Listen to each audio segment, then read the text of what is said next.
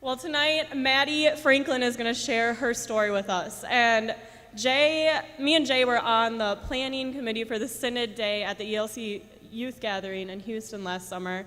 And we were asked to think of youth in our congregation who we see as leaders that have a good story to share about how church has changed their life and created them into the leader and the person they are today. And Jay and I looked at each other and we were like, let's text Maddie and see what she says. And immediately she responded within like 30 seconds and was like, yes, absolutely, I'd love to share at the youth gathering what I did. So she preached to our entire synod and all the youth, and she is here to share her story with you guys tonight.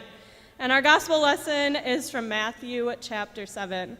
It says, everyone then who hears these words of mine and does them will be like a wise man who built his house on the rock. And the rain fell, and the floods came, and the winds blew and beat on that house, but it did not fall because it had been founded on the rock. And everyone who hears these words of mine and does not do them will be like a foolish man who built his house on the sand. And the rain fell, and the floods came, and the winds blew and beat against that house, and it fell, and great was the fall of it. And when Jesus finished these sayings, the crowds were astonished at his teaching, for he was teaching them as one who had authority and not as their scribes. So if you guys can turn your attention to Maddie.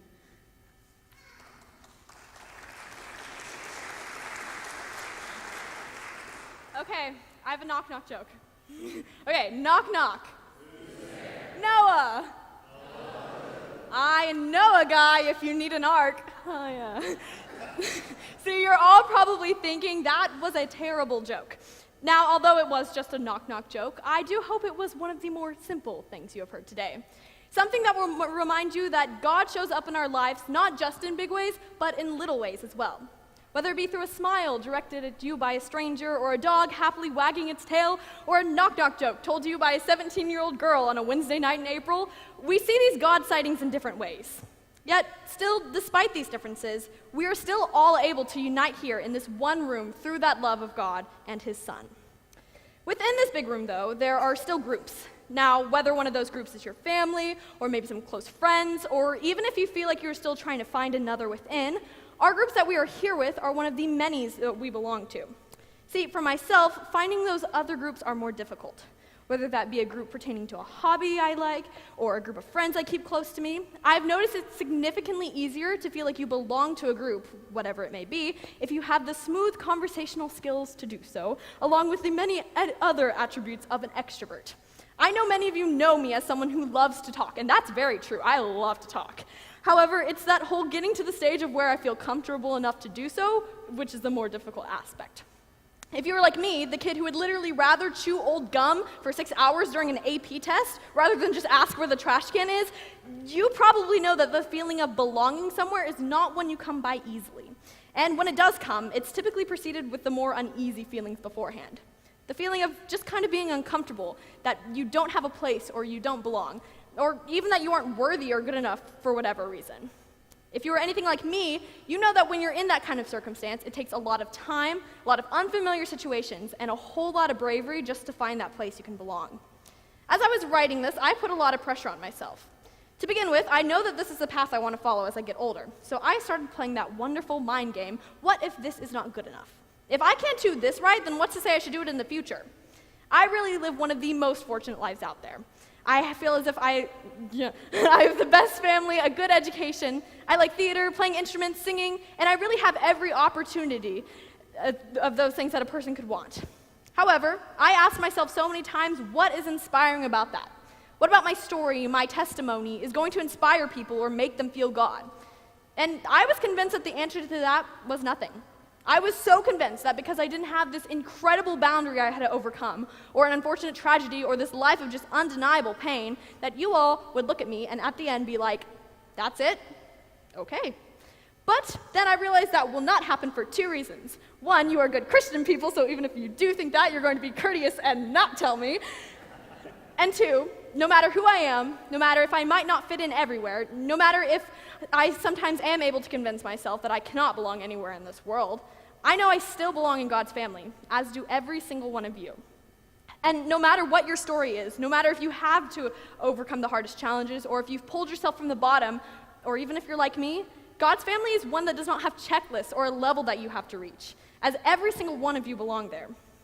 We take our gospel reading from tonight. Matthew tells us, he who hears these words and puts them into practice is like a wise man who built his house on a rock. But I think it's important to note that he doesn't specify any requirements for this. He doesn't say that in order to put these words into practice, you have to fit a certain criteria, whether that be race or gender or overall story. Those differences don't matter, as our love for Jesus Christ triumphs all, and through that unites us in his name and gives us that place to belong in God's house. I wasn't always a member of the ELCA, nor was I in touch with my faith as I am today. 4-year-old Maddie went to Sunday school, sang Jesus Loves Me in class, went to service, and colored the best pictures of baby Jesus in a manger. And I went along with it all because I was told to, and it didn't really affect me in any way, and I didn't have any particular objections, so I didn't question it. I just knew that there was a big guy up there, and I reminded myself that about once a week in that Sunday school class. That pretty much continued on until I got into 6th grade, which we love those middle school years. Spring of 2014, pre-PMLC, my mom told me that she felt as if it were time to start looking into other churches. Today, she tells me multiple reasons why she began that search. However, 12-year-old Maddie was not having it. Middle school was a time of transition, and awkwardness, and boys, and change wasn't and still isn't my strong suit, so I didn't handle the idea of going to a different church gracefully. However, today I do find my reaction odd, because I never really embraced my faith up to that point, nor was there any meaning when I did go to church, as I was kind of a strictly go-through-the-motion sort of gal. To give you a rough idea of that, when my mom told me that we'd be looking into other churches within the ELCA rather than the Missouri Synod, I thought she said Senate and immediately thought of the Imperial Senate on Star Wars, as I just didn't know that there were other denominations within the Lutheran Church. Anyways, after exploring a few different churches, my parents knew that within the first visit that Preston Meadow was the right one because of how welcoming everyone was. Because people greeted them at the door and introduced themselves and smiled and just carried out those gestures that can make someone feel really good about themselves. My parents were given the opportunity to belong to a place that they could worship in a more impactful way, something I might have noticed if I had allowed that idea of change. Again, there wasn't a particular reason I was against it, except for the fact that change makes me very uncomfortable, especially the idea of being the new kid. Although I look back at how welcoming my new Sunday school teachers were, I was just so terrified of the idea that I would never belong to this group of people solely because they didn't know me. I would unnecessarily stress myself out. After a year of not wanting to come to church at all, I faced my first major turning point, my first communion. At my previous church, communion wasn't something you were allowed to take until 8th grade, so I was dreading the idea of having to be such an old 7th grader about to take communion when I knew my peers had so many years before me. The day came, and despite my fears, an insane amount of stress, and low-key objections, I felt something. I didn't know what it was at the time, but it was something, and it was different, and it wasn't bad. Little by little, I started going to church, and I stopped trying to keep up the protest. I started saying the Lord's Prayer as it was written in the bulletin, rather than mumbling the way we said it at my old church under my breath. I started singing the hymns, and I started actually setting my alarm to wake up on time, rather than spending those 10 minutes arguing with my parents about how I did not want to go. Another year went by, and it got to the point where I wanted to get involved. And the first step to that was confirmation. Now, because I was not there my 7th grade year, I would start confirmation missing a year, which absolutely terrified me.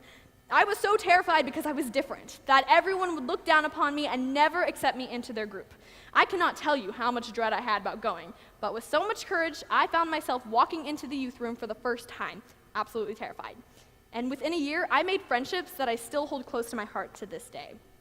Again, the day I was confirmed, I felt something. But that time I knew for a fact that it was God leading me to the people and the experiences I needed to become who I am today. But what I didn't know was how much deeper I would dive into my faith. With that, I wanted to get involved even more. Despite my fear, which was intensified to the 10th degree, I jumped into the deep end, enjoyed bells and choir, and attended my youth group starting my freshman year. Again, these people were beyond welcoming, but I was almost paralyzed in my own self-doubt, and I was convinced that I was just a burden to these people, so I reverted back to my shy ways, and I didn't talk because I was just afraid. A little past the middle of the year, I got in my head so much, and I was so convinced that I was the worst person, and I felt so bad that these people were trying to let me belong to their group, I just kind of stopped coming to youth group. I stayed in bells and choir because I intended to fulfill my commitments, but I wasn't planning on coming back the year after that. Now, you have to understand, there was not one person who made me think that I was this terrible musician for bells and choir, or that I was just lame and quiet, except myself. And I feel like a lot of us can relate, because even if we are surrounded by the best people in the entire world, that bad mentality you can have about yourself has a tendency to overpower and just kind of consume you. I remember a specific worship. I was feeling particularly sad just for a plethora of reasons, and I prayed, God, I know you are there, and I believe in you, and I want to live out your word and belong with these people, but I can't. And then I started listing off reasons why I shouldn't belong, and with that, I kind of decided I would find a way out of the music and missions trip that following summer, because I just didn't feel good about myself. However, after that service, someone in our choir came up to me and simply said, hey, you look upset, and if you ever need anyone to talk to, we're all here for you. And I'm almost positive that person does not remotely remember that, but it was probably one of the reasons I continued to find that courage to show up. Finally, summer came, and it was time for the music and missions trip that I was dreading, but somehow made it to. Well, that trip to Chicago, that I would literally cry over the thought of going, ended up being the best part of 2017 and probably one of the best experiences ever. I saw God in ways that I really didn't expect him to show up, and the ways I did expect him to show up. And the thing was, those times, I was absolutely certain it was him working through me, and I realized how rich my life was and could continue to become just through living through that love he gave us. I could tell you so many stories about that trip, about the rec center we volunteered at, how the kids genuinely cared about getting to know us, even if they'd not been shown that care before. Or about how the nurse at the nursing home who had just lost her nephew to violence looked us all in the eye, crying after our performance, telling us she saw God through us. Or just the unfiltered joy I experienced through laughing in the vans over counting the butterflies and singing songs in the hallway. We literally have so many inside jokes from that trip. That trip was a life-changing moment for me on so many levels, because it showed me all along, since the day I was born, since the days I walked through the doors of PMLC, I belonged as a child of God. And through that, he would put the people and the experiences I need to continue to embrace that feeling belonging with these wonderful people. Even from that mission trip, the youth gathering, performing with youth band, to just hanging out with everyone, I still have moments where I'm sure God is connecting with me.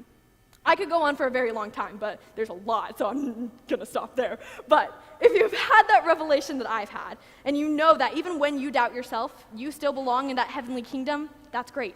Keep embracing that and lead your life with the passion and care and love that is given to you. Even in the days you doubt it or just don't feel like it, God won't loosen his grip on you, as you will still belong.